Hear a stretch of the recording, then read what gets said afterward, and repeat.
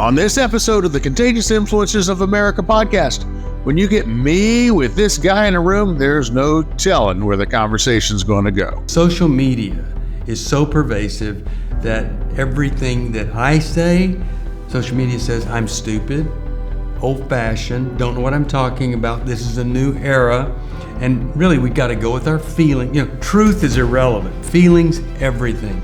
And it's so tragic to see what's happening.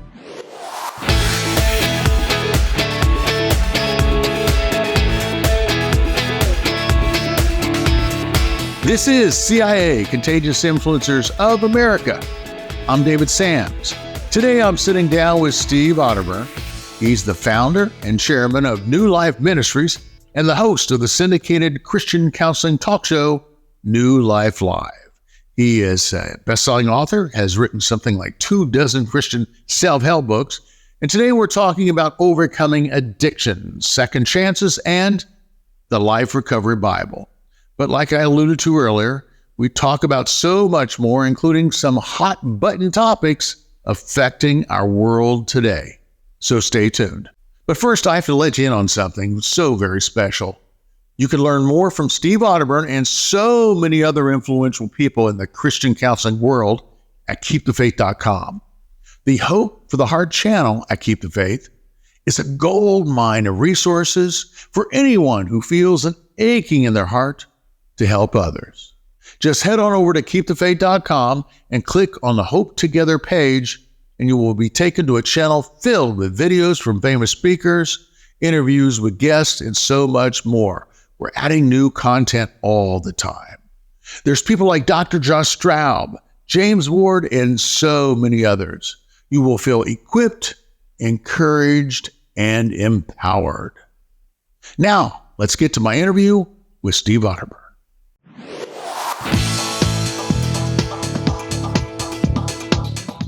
My friend, good to see you again. Great to see you, David. Yeah. And I just have to, what are you holding there? Well, that's my Life Recovery Bible. Which, of course, is one of the best-selling Bibles of all time. It is. It's really amazing that years ago, 1990... Wait a minute. And it matches the tie. I try to match... Anyway, like you look so good. Socks. No, years ago, 1996, I submitted a proposal for a Bible that would actually put recovery back to its roots. The 12 steps of recovery came out of the Bible. Dr. Bob and Bill W., they said we got them from the 1 Corinthians 13, the book of James, and Sermon on the Mount. The good book is what they called it. And so I sent this proposal in. I didn't know it, but my good friend Dave Stoop sent in a proposal at the same time. They had a big meeting, and they agreed they wanted to do a little Bible for drug addicts and alcoholics. They thought they'd sell about 100,000. When the meeting was about to conclude, someone said, well, let's call Dave and tell him that we're going to do his Bible. And half the room said, Dave, I thought we were talking about Steve's. We had submitted the proposal, and half of the people were looking at one and the other, and they said, well, maybe they'll do it together. And we did it together, and I'm telling you, it is the coolest thing. I've done Bible studies in maximum security prison where the guys are wearing the fluorescent orange suits, so if they get away, they can find them easier.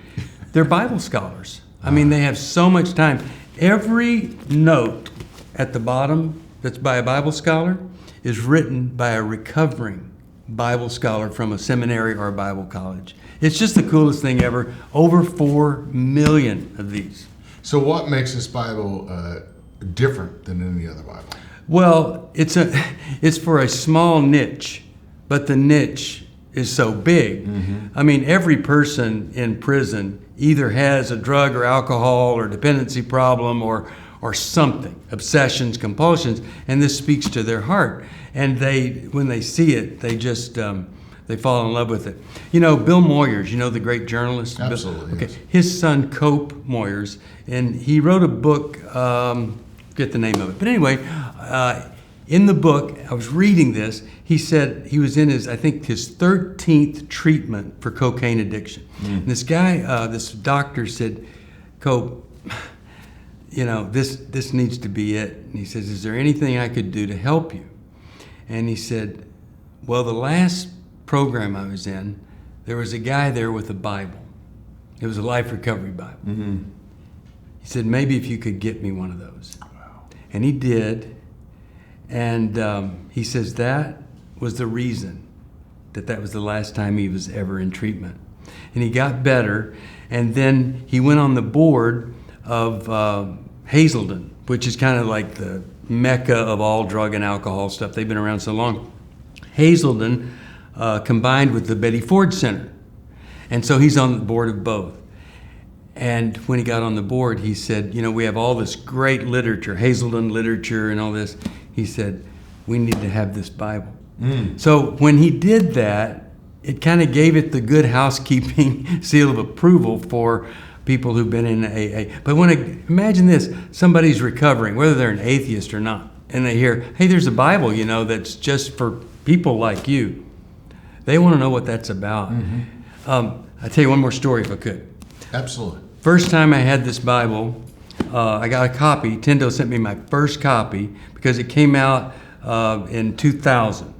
So Chuck Smith, his son, Chuck Smith Jr., had a church down the road from me, and I would fill in for him. So we knew each other. He called me one day and he said, I have a woman in my office. She's a cocaine addict, and she has turned cussing into an art form. You have never heard anyone. And he said, she's in big trouble. And could you see her? I said, okay. So 30 minutes later, she's in my office, and oh my goodness, she did know how to cuss. I mean, really, I wish I'd had a recording. So I talked with her, cocaine addict, suicidal, depressed. It was a mess. Spent time with her, and then I had the only copy. But I opened it up to the book of John, and I said, I don't think I've helped you very much, but I want to give this to you.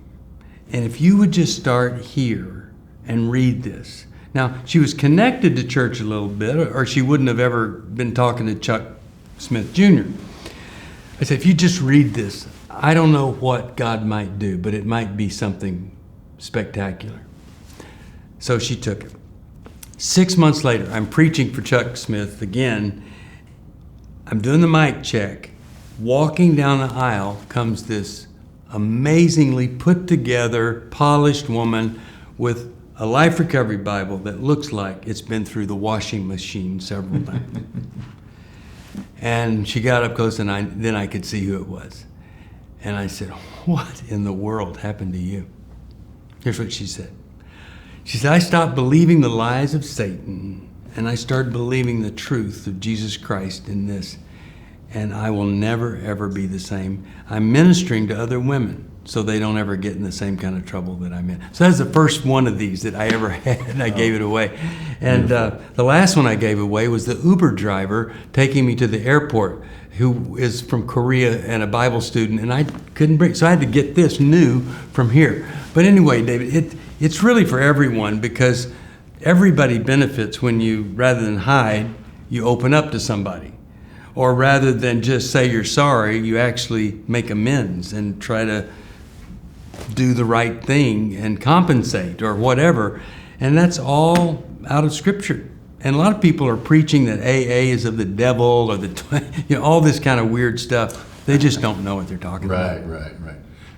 So I mentioned that you have two Bibles in the top 10, so to speak. Yeah. The other is? The other one is Every Man's Bible, and it's just a wonderful Bible. Let me tell you what happened. We did this Bible about, I guess it was 15 years ago, when if you went on an airplane, everybody was reading USA Today. Remember those days when it was just the most popular thing, just everybody. So I said to Tyndale, I want to do a Bible, and I've done 12.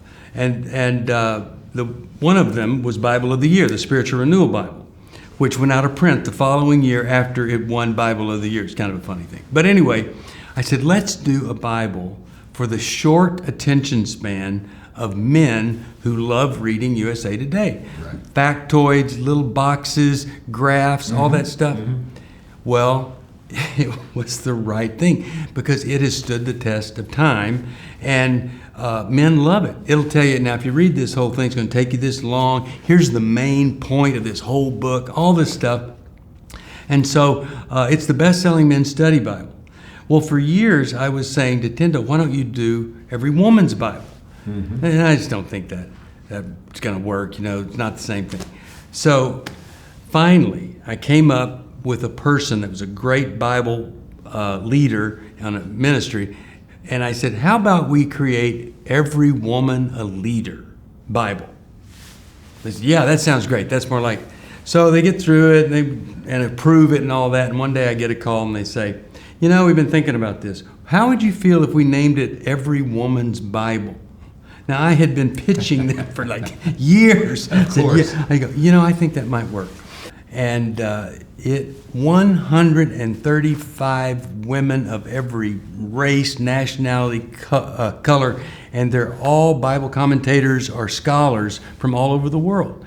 And people are saying that have seen what it is, that there's never been anything like it, and there may never be that again. So now we're working on updating every man's Bible to kind of meet this, because it's incredible. What they've done with it is just phenomenal. Well, what you're good at, what you're one of the best at, is putting things into perspective, putting things into an easy to read, like USA Today was back in the day when they actually made a print paper. Right. Remember those? You're great at that, and that's one reason your radio show. How many years have you been doing your radio show?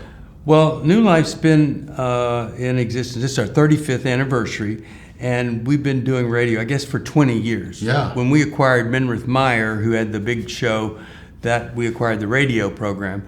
And then I put John Townsend and Henry Cloud on with me versus Frank Menrith, Paul Meyer. And those were the days. We were known as the boys in the very beginning. It was very much fun. And we're still loving doing radio. Of course, we're on YouTube and the NRB network and all that. But I'm telling you, every day we're coming face to face with real life problems. So we're really in touch with what's going on out there. And there's such a shift over time of what's the main problem during these 5 years or these 5 years. Totally different.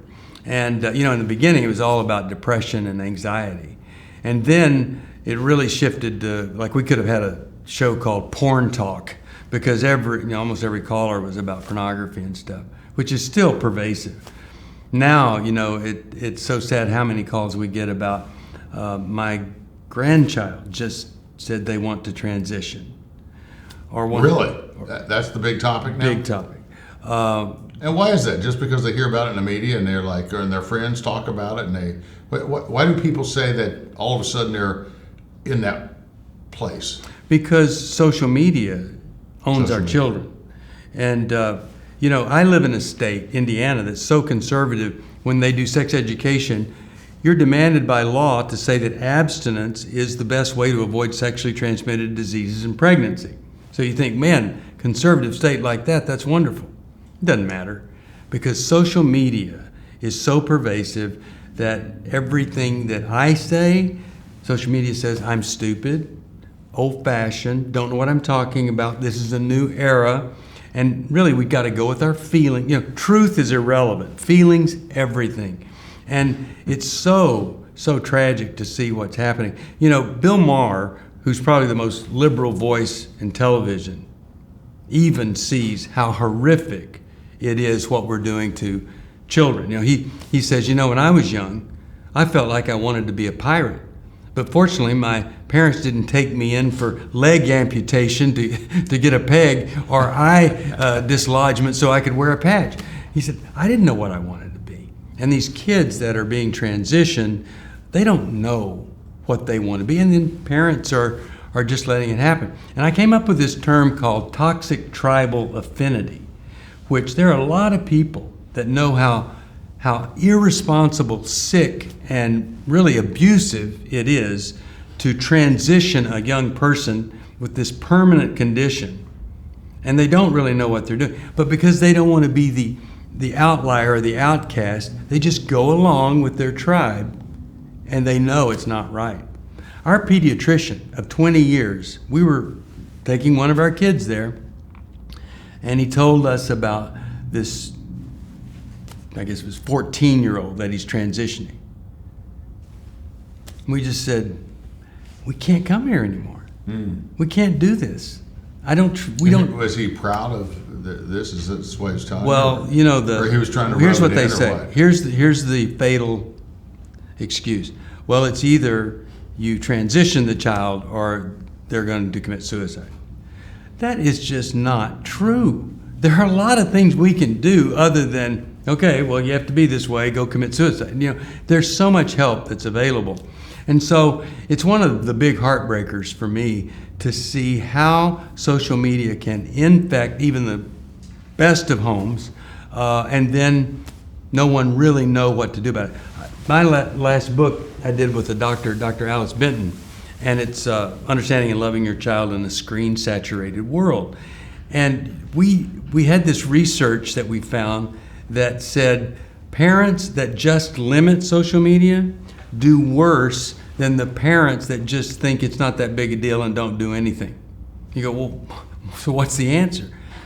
The answer is limit social media, but also engage in social media with your kids. Like, be the one that says, hey, I found this app that helps people with science projects, or if you're not very good at math, this brings you up to speed. Or find games that you can play. So it's both limiting and engagement. Because if you're a parent, like I've got a 14 and a 17-year-old, and if I don't engage in this thing that everybody's engaged in when they're not looking you in the eye, I'm essentially saying I am not part of your life. So we're excited that it's actually making a difference, that some people that were saying, I'm not going to touch that, are saying, I need to pick that up. I need to understand it, and I need to be part of it, not away from it. But that's our big dilemma, social media and what it's done in the area of values for our kids. So what kind of pressure is this putting on Christian counseling? I mean, first of all, to keep up with all of this. Let's start with that. Yeah. And then second of all, to be confronted with this new realm, day in and day out. I mean, this is not something that This is not something you went to school for back in the day. No, right? there was no. You wouldn't. Depression was on the list, anxiety was on the list, but Right. all of a sudden we've got this. No, Dr. Dobson's book on how to raise boys or something. I don't think there's a chapter about this in there, and it's so it gives us an opportunity to find out what is true, and then communicate that in a way that can be helpful. And so one of the great voices out there is a guy named Preston Sprinkle. Many people are familiar with him. And he interviewed a woman who was in the midst of transitioning. And she was taking testosterone. And she's very smart. And she just kind of woke up. And she went over to the eating disorder blogs. And she could see that the eating disorder blogs were exactly like the people that she had been blogging with that wanted to be transitioned. That there's this thing about being the worst of the worst. My condition is so bad. People mistreat me so much. And it just kind of opened her eyes to the fact that she was being lured into something rather than that this was truly the reality of her life. And so she quit taking the testosterone, started to do more and more research, and she saw some of these studies. Like one of the studies said that 90% of the people that transition are happy after they have this gender transition. Well, that study was done by people coming to the clinic that had done the surgery. Now, if you're still coming to the clinic that did the surgery, then you're probably pleased with what happened there. But what about all the people that aren't coming back there because they don't ever want to go there again? And so the statistics continue to rise because people are raising their hands saying, worst mistake I ever made. And I can't undo certain things, but I don't have to live like that. I mean, really, if you go online, if you went online 10 years ago, you wouldn't find much about people who transitioned and were dissatisfied. But there's a whole growing community trying to warn people, do not do this. It's just like, would you let your 12-year-old have a black tattoo put on the right side of their face? There are some that might, but I'm just telling you, that would be a foolish thing. And now people are kind of waking up going, in some states are saying that this is child abuse, child mutilation, and they're outlawing it. So I don't know how we got off on this, David, but every time we get together, it seems like we do talk about strange things. Let me ask you the $64,000 question. Ooh, I hope I win. Are there instances where transitioning makes sense for somebody? I'm not talking about a 5-year-old. No, I know what you're talking about. Well, there are situations where the genitalia aren't exactly formed fully or properly. There are birth defects. And sometimes a physician will declare, oh, this is a boy. But it isn't a boy. It's a girl. So you could say in those situations, absolutely, we need to do whatever we can. And there are people that are truly, truly struggling with body dysphoria versus getting on the body dysphoria bandwagon. Because body dysphoria is a pretty common thing. I had it all my life. I was overweight, you know that. And so are you saying I know that for a reason? No, we did a little project together. So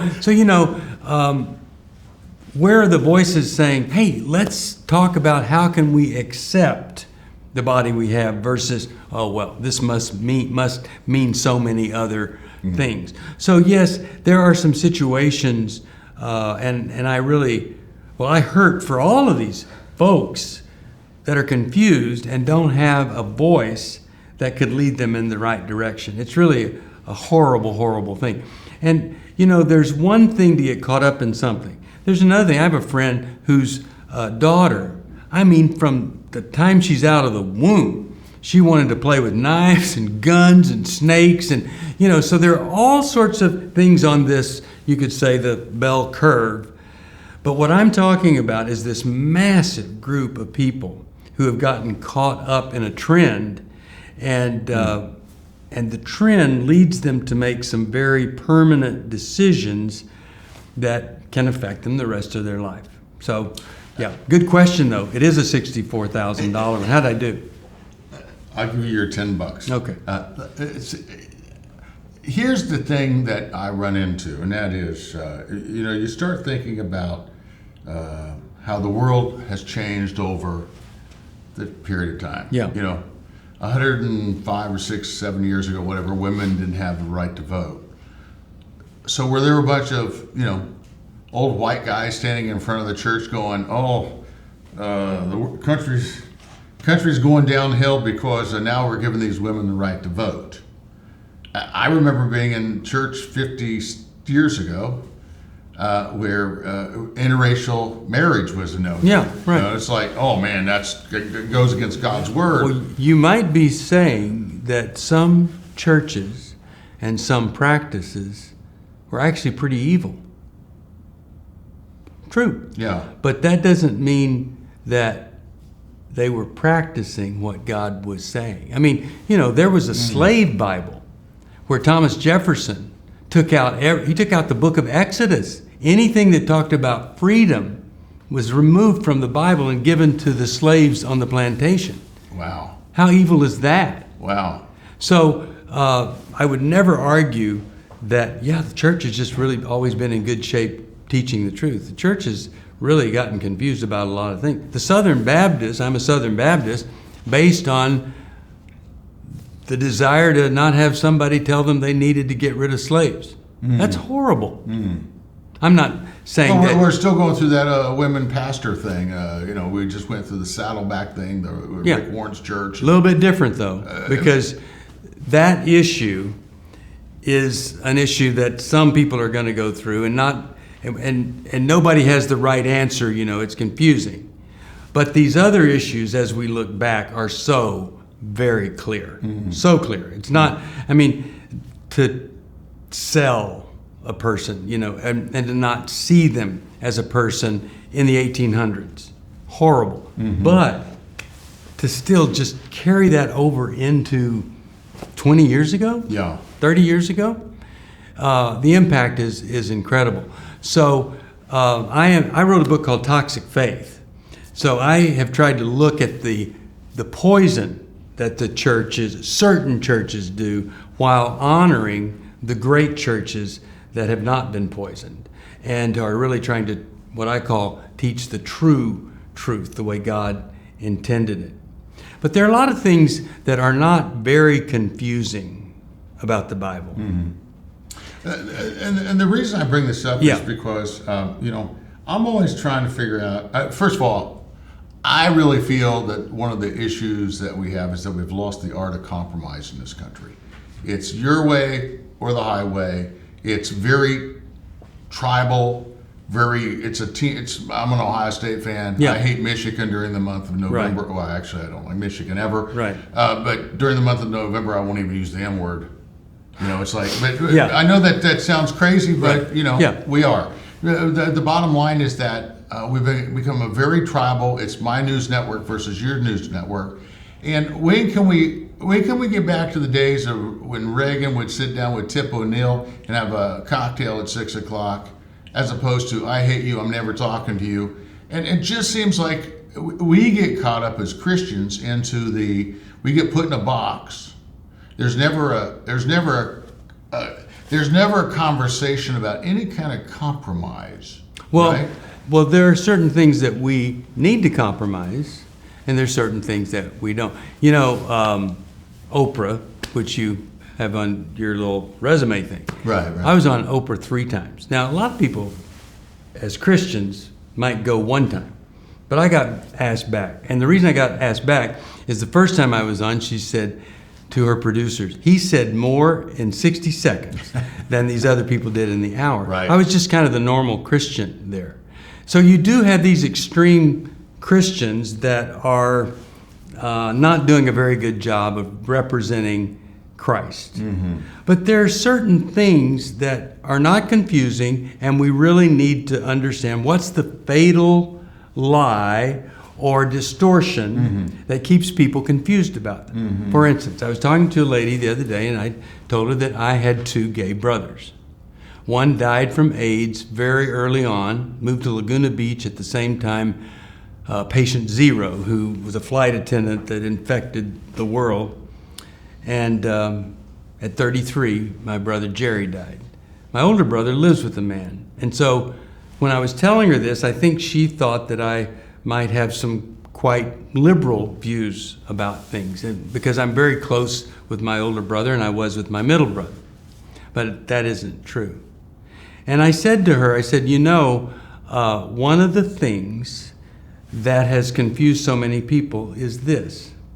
Well, how can you argue with how God makes a person? This is the way He's made them. And I said, really? Does God make people a certain way and they're born the way He wanted them to be made? Or do we live in a fallen world where there's disease, there's deformity? When a spina bifida baby is born with their spine exposed, is that the way God wanted that baby to be born? Mm. Or could it be in a fallen world outside of the garden, tragedies like this happen? My friend in the 5th grade was a thalidomide baby. She had 2 little fingers sticking out of each shoulder because of that, because of the stupidity of people. Was that the way God made her? Do you think that, David? Do you think God made her that way? I don't think so. And I think God has an ideal of how He would like people to be born. And all of us have proclivities. We have genetic distortions. And then we're in this real world with sick people raising us, all sorts of things. So this thing about, well, this is the way God made me, I don't think so. I don't think that God made a person to want to have sex with children. Do you think that? No. So if that's true, then couldn't it be true that other things that people desire with everything they have could also be part of a fallen world we live in? Now, here's the thing. A lot of people say they love the sinner, hate the sin. But it's not true. They actually hate the sinner and they hate the sin. I was talking to a lady the other day, and she said, you may be the first Christian I've ever met that I actually think you do love gay people, but don't think it's the best for them. Mm-hmm. I said, that is one of the saddest things you could have said. Mm. I mean, really, isn't it? Mm. Because the big headline of the Bible is, but if I have not love, what's it worth? If, whatever you do, if you don't love people, if you don't love that person, what are you doing? So that's why I encourage a lot of people at these conferences we go to quit, because they quit loving people. Do you believe that every sin is the same? I think different sins have different consequences and complications, but sin is sin. It's distance. It distances us from each other and distances us from God. And I think, if I steal a grape out of a grocery store, that is a little bit different than if I kill somebody. So obviously, there's some gravity there, but still, it's, am I moving closer to God or not? And so the grape, still a sin to steal a grape. In fact, I had a person call me and confess that they had stolen a grape out of the grocery store. And I said, Terry, you're a perfectionist, and you have to realize that a lot of people taste grapes to see if they want them. Anyway, so on the one hand, it's sin. And there's not this, like in the conservative community, this whole homosexual thing is the worst thing ever. And I don't think that's true. Mm. I think the worst thing ever is to be a fake and a fraud and to be manipulating people in the name of God. I think that's pretty horrible. Well, the only reason I ask that is because gluttony, for example. I mean, I know a lot of 400-pound pastors.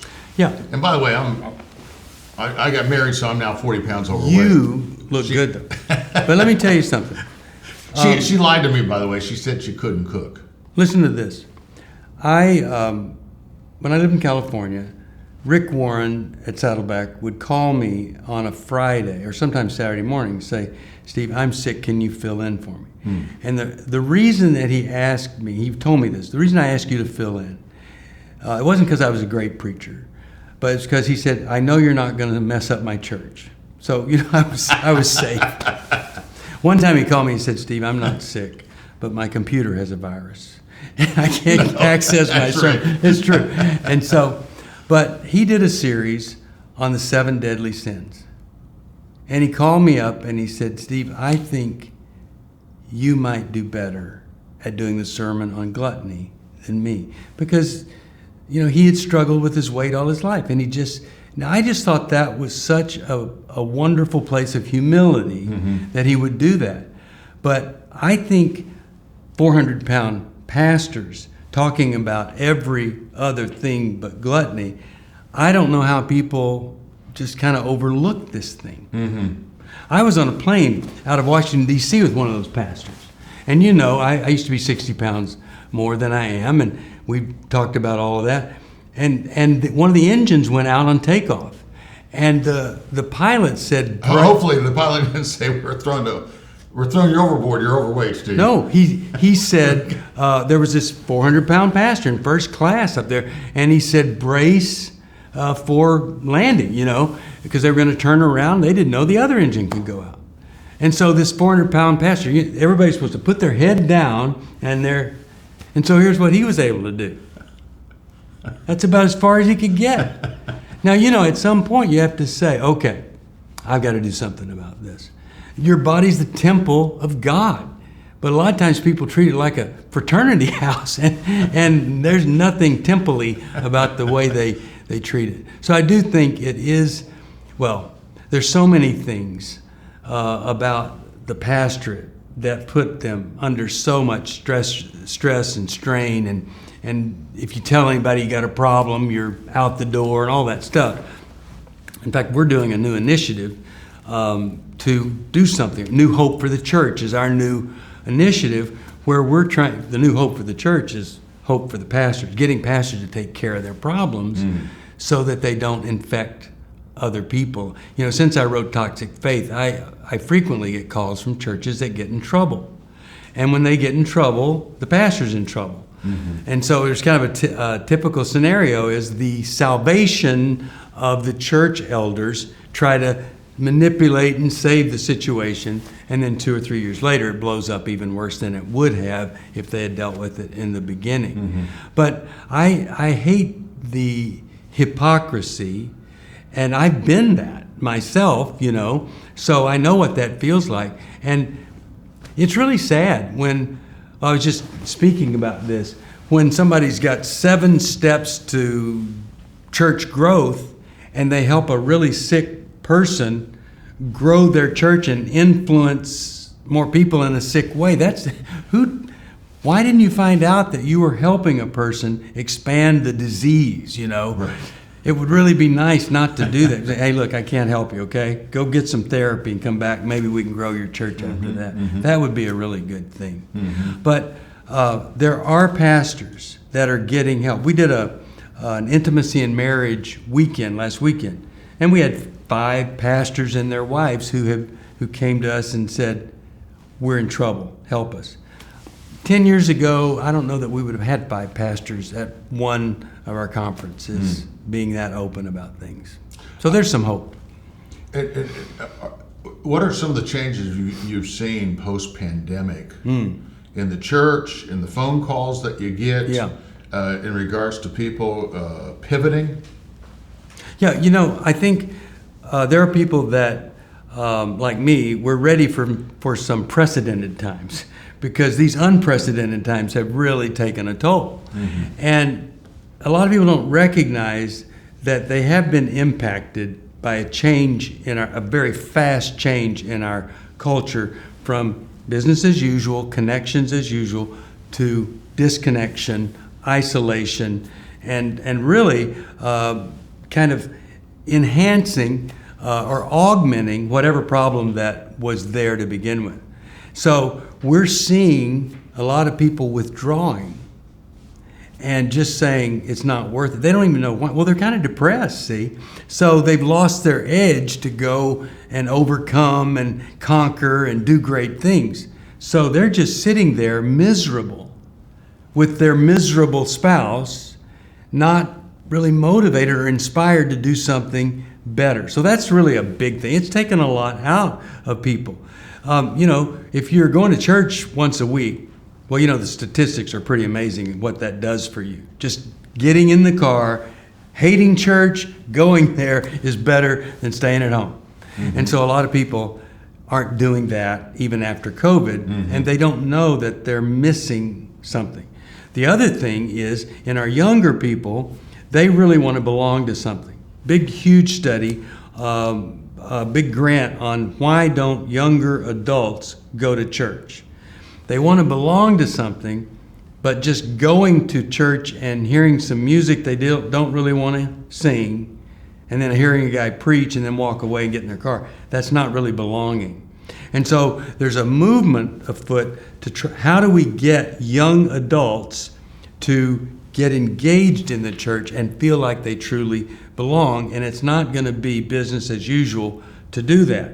Because there's a group out of D.C., it's called Mary, M-A-R-Y, and they take secular research to prove a valid biblical point. And here's what their secular research came up with that they found, that the hope for America is people marrying young, having children, going to church, working hard. And church was a part of that because it was a place where there was value dissemination. There was some kind of character building element there, whereas there isn't anywhere else in our society, unless you happen to find a good blog. So there's so much about society right now that goes against all that. We're getting married older or not marrying. Right. I mean, it's crazy. And not having kids. And not having kids. And not going to church. I mean, how do we bring it back to at least the center? Well, you have to talk to people that left.